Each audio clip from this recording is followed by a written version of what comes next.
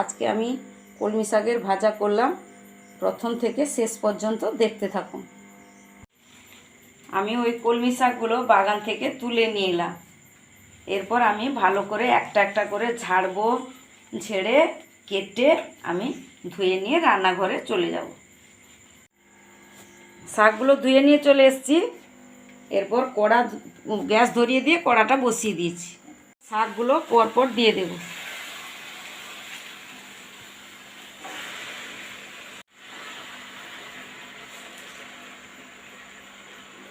শাকগুলো দিয়ে দিয়েছি। এরপর 5 মিনিটের জন্য আমি ঢাকনাটা দিয়ে দিলাম। 5 মিনিট হয়ে গেছে। শাকগুলো আমি দেখছি কত দূর হলো। এই যে শাকগুলো খুব সুন্দর সেদ্ধ হয়ে গেছে।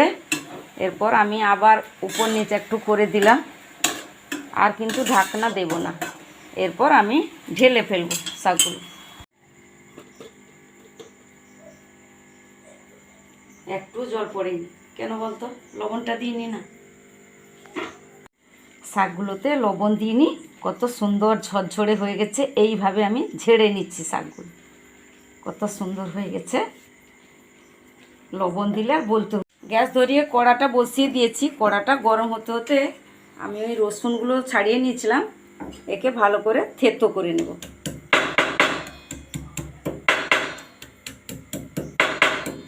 হয়ে গেছে, আমি তেল দিয়ে দিলাম।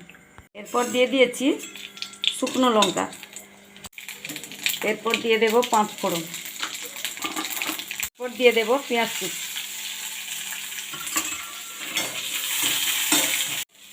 এবারে পেঁয়াজগুলো বাদামি কালার হয়ে এসছে। এরপর আমি রসুনগুলো থেতো করে নিয়েছিলাম, এরপর রসুনগুলো দিয়ে দেব পরপর।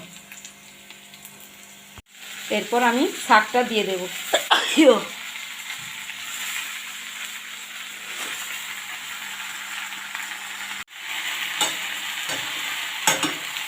এরপর আমি লবণ দিয়ে দেব।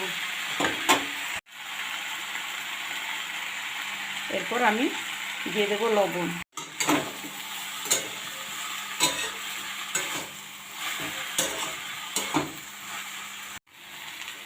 অনেকে টাকা পয়সা নিয়ে গর্ব করে, অহংকার করে, বলো মা?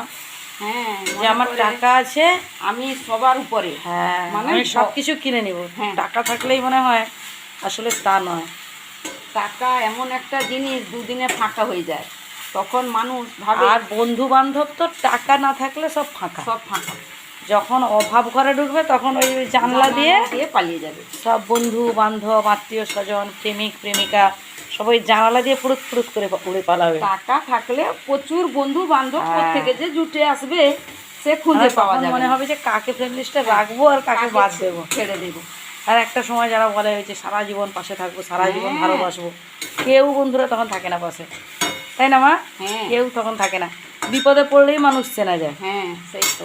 বিপদে পড়লেই আসলে মানুষ চেনা যায় যে কে বা কারা, কে মানে আসল মানুষ, আসল বন্ধু।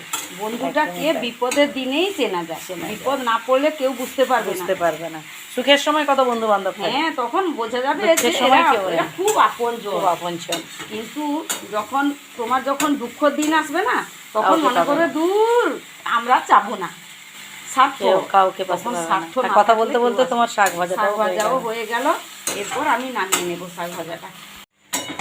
তো আমি একটু টেস্ট করে দেখি মা কেমন করেছেন। দারুণ হয়েছে মা, দারুণ, খুব ভালো হয়েছে। তো বন্ধুরা, আপনারা এই শাকটা বাড়িতে রান্না করে খান, খুব ভালো লাগবে।